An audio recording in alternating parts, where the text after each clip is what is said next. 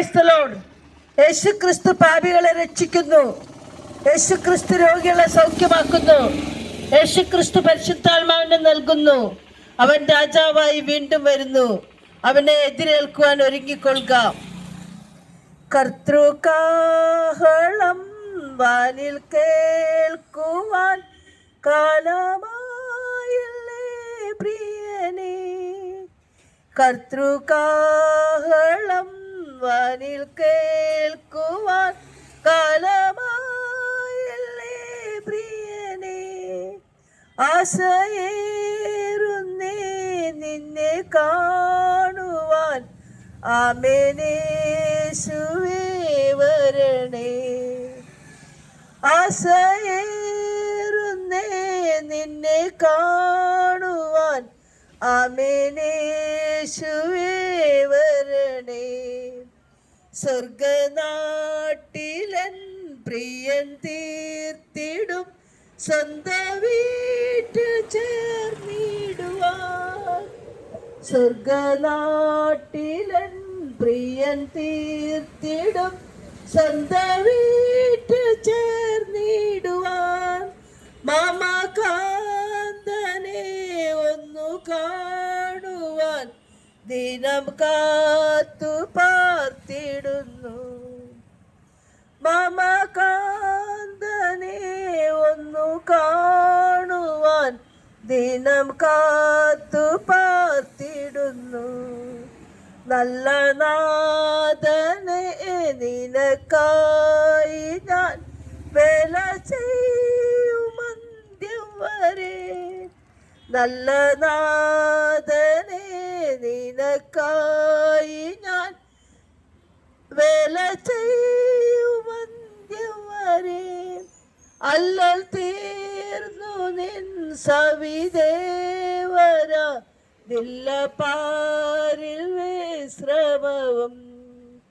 അല്ലൽ തീർന്നു നിൻ സവിദേവര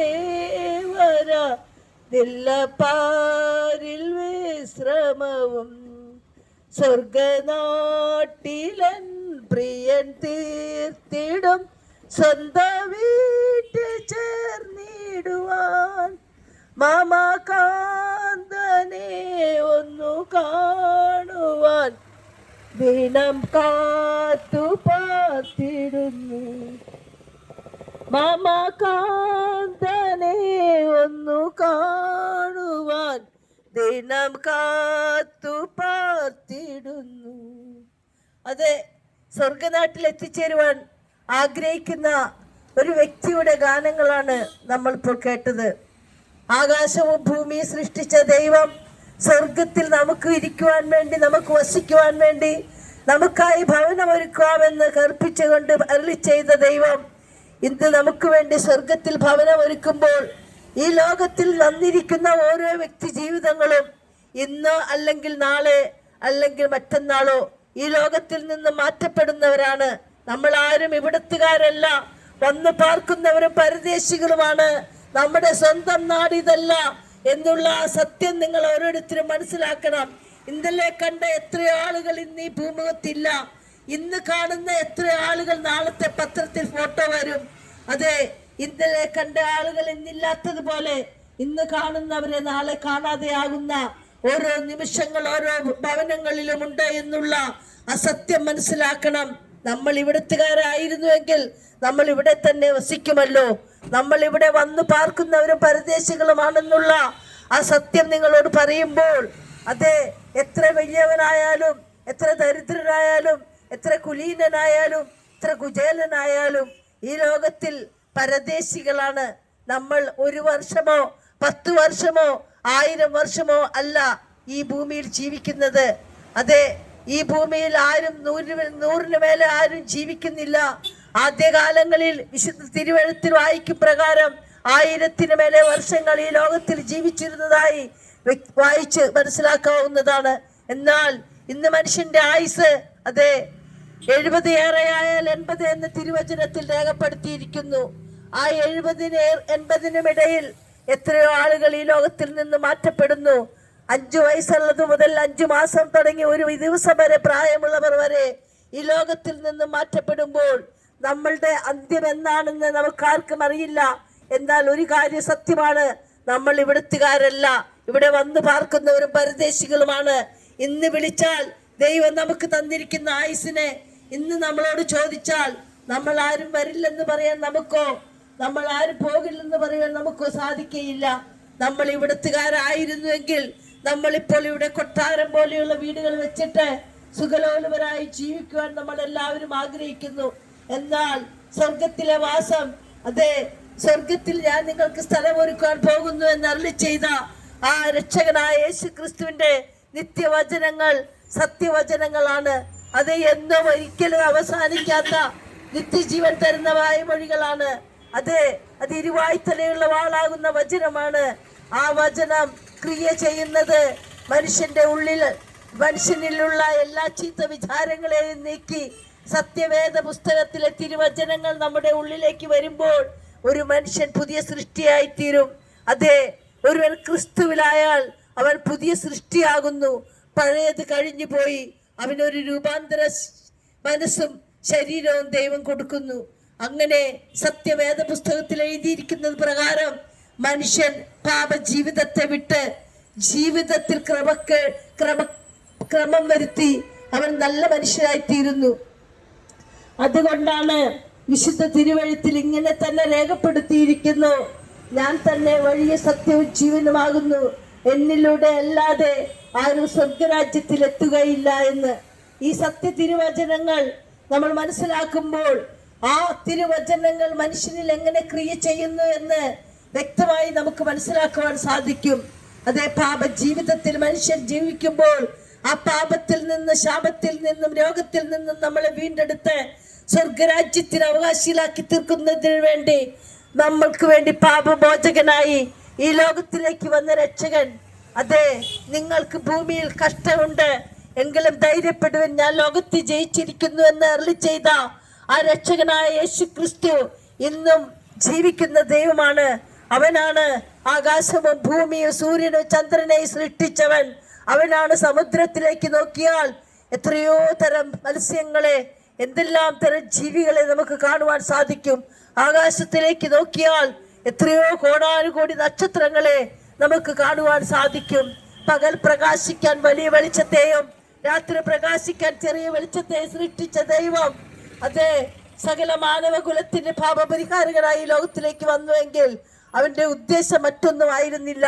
ദൈവത്തിന്റെ മക്കളാക്കി തീർക്കുന്ന നമ്മളെ സ്വർഗത്തിന് അവകാശികളാക്കി തീർക്കുന്നതിന് വേണ്ടി ഞാൻ തന്നെ വഴി സത്യവും ജീവനുമാകുന്നു എന്നരുളി ചെയ്ത ദൈവം ഈ ലോകത്തിലേക്ക് പാപികളെ തേടി വന്നു. അതെ, ആ രക്ഷകനായ യേശു ക്രിസ്തുവിൽ വിശ്വസിച്ചാൽ നീ നിന്റെ കുടുംബം രക്ഷ പ്രാപിക്കുമെന്ന് വിശുദ്ധ തിരുവെഴുത്തിൽ രേഖപ്പെടുത്തിയിരിക്കുന്നു. അതെ, ആകാശവും ഭൂമി സൃഷ്ടിച്ച ദൈവം തന്നെയാണ് പാപികളായ മനുഷ്യനെ തേടി ഈ ലോകത്തിലേക്ക് വന്നത്. അവൻ അതോടുകൂടി അവസാനിച്ചില്ല. അങ്ങനെ അവസാനിച്ച ഒരു ദൈവത്തെ കുറിച്ചാണെങ്കിൽ ഇന്ന് ഞങ്ങൾ നിങ്ങളുടെ മുമ്പിൽ നിൽക്കില്ല. അവൻ മരിച്ചിട്ട് മൂന്നിന്റെ ഉയർത്തെഴുന്നേറ്റ് ഇന്നും ജീവിക്കുന്ന രക്ഷകനായി അവശേഷിക്കുമ്പോൾ ആ നിത്യ ദൈവത്തിലേക്ക്, ആ സത്യ ദൈവത്തിലേക്ക് വിളിച്ചാൽ വിളി കേൾക്കുന്ന ഒരേ ഒരു ദൈവമേ ഉള്ളൂ. അവനാണ് ആകാശവും ഭൂമിയും സൂര്യനെ സൃഷ്ടിച്ച ദൈവം എന്ന് മനസ്സിലാക്കി ആ സത്യ ദൈവത്തിലേക്ക് തിരിയണമേ എന്നുള്ള ഒരേ ഒരു ആഹ്വാനമാണ് ഈ ദേശവാസികളോട് ഞങ്ങൾക്ക് പറയുവാനുള്ളത്. അതെ, ലോകത്തിന്റെ വെളിച്ചം ഞാനാകുന്നു, എന്നിൽ വസിക്കുന്നവനുള്ളിൽ ജീവിക്കുന്നില്ല എന്ന് അരുളി ചെയ്ത ദൈവം ഈ ലോകത്തിന്റെ പ്രകാശമായി വന്നു. ഇരുളിൽ ജീവിക്കുന്ന മനുഷ്യനെ ഇരുളിൽ നിന്ന് മോചിപ്പിച്ച്, സാത്താന്റെ അധികാരത്തിൽ നിന്ന് മോചിപ്പിച്ച് ദൈവത്തിന്റെ മക്കൾ എന്നുള്ള പദവി തന്ന് സ്വർഗത്തിന് അവകാശിയാക്കി തീർക്കുന്നതിന് വേണ്ടി പാപപരിഹാരകനായി ഈ ലോകത്തേക്ക് വന്ന രക്ഷകനായ യേശു ക്രിസ്തുവിനെ നിങ്ങൾ അംഗീകരിക്കണമേ. ആ യേശു ക്രിസ്തുവിൽ നിങ്ങൾ വിശ്വസിക്കണമേ. നീ കർത്താവായ യേശുവിൽ വിശ്വസിച്ചാൽ നീ നിന്റെ കുടുംബം രക്ഷ പ്രാപിക്കുമെന്ന് അരുളി ചെയ്ത ആ അരുമനാഥിന്റെ ദിവ്യ വചസ്സുകൾ നിങ്ങൾ തള്ളിക്കളയരുത്. അവ നിത്യജീവനിലേക്ക് നയിക്കുന്ന വചനങ്ങളാണ്. അതെ, ഈ ലോകത്തിൽ കഷ്ടങ്ങളുണ്ട്, ദുഃഖങ്ങളുണ്ട്, പ്രയാസങ്ങളുണ്ട്. എന്നാൽ അതിനുശേഷം നിത്യത സ്വർഗത്തിലാണെങ്കിൽ നമ്മൾ എത്ര ഭാഗ്യവാന്മാരാണ്. ആ സ്വർഗരാജ്യം നമുക്ക് തരുവാൻ വേണ്ടി പാപികളായ നമ്മളെ തേടി വന്ന് നമുക്ക് വേണ്ടി പാപപരിഹാരകനായി തീർന്ന ആ യേശു ക്രിസ്തുവിനെ നിങ്ങൾ അംഗീകരിക്കണമേ. ആ യേശു ക്രിസ്തുവിൽ നിങ്ങൾ വിശ്വസിക്കണമേ. ആ യേശു ക്രിസ്തു പറഞ്ഞതിന് പ്രകാരം 2-3 പേർ എന്റെ നാമത്തിൽ കൂടി വരുന്നവരുടെ മധ്യത്തിൽ ഞാനുണ്ടെന്ന് അരുളി ചെയ്ത രക്ഷകനായ യേശു ക്രിസ്തു, അതെ, അവനാണ് ജീവന്റെ വെളിച്ചമായി ലോകത്തിലേക്ക് വന്നവൻ.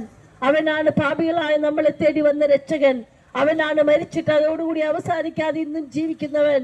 ആ ജീവനുള്ള ദൈവത്തെങ്കിലേക്ക് തിരിയണമേ. വിളിച്ചാൽ വിളി കേൾക്കുന്ന ദൈവം ഒന്നേ ഉള്ളൂ. അവനാണ് ആകാശവും ഭൂമിയും സൂര്യനെയും ചന്ദ്രനെയും ഭൂമിയിൽ നമ്മൾ കാണുന്ന സകല ജീവജാലങ്ങളെയും സൃഷ്ടിച്ചവൻ. ഭൂമിയിൽ മനുഷ്യൻ വസിക്കുന്നതിന് വേണ്ടി ആവശ്യമായ സകലവും സൃഷ്ടിച്ച ദൈവം പാപികളായ നമ്മളെ തേടി വന്ന് ഈ ലോകത്തിലേക്ക് വന്ന് പാപമോചകനായി നമുക്ക് വേണ്ടി പാപപരിഹാരകനായി തീർന്നു. ആ പരിഹാരകനായ യേശു ക്രിസ്തുവിന്റെ പാതയെ പിന്തുടരുന്നവൻ ഒരു നാളിൽ ലജ്ജിക്കേണ്ടി വരികയില്ല. അവന്റെ മുഖത്തേക്ക് നോക്കിയവർ പ്രകാശിതനായി അവരുടെ മുഖം ലജ്ജിച്ചു പോയില്ല. ആ സത്യവചനം ഞങ്ങൾ അറിയുവാൻ ഇടയായതിനാൽ ആ വചനം നിങ്ങൾ ലോകത്തിന്റെ അറ്റത്തോളം പോയി സകലരോടും പറയുവാൻ ദൈവത്തിന്റെ കൽപ്പനയാണ്. അതേ മഹാരാജാവായ നമ്മുടെ ദൈവം അവൻ ഇന്നും വാഴുന്നു, അവൻ ഇന്നും വസിക്കുന്നു, അവൻ ഇന്നും നമ്മുടെ സമീപത്ത് തന്നെയുണ്ട്.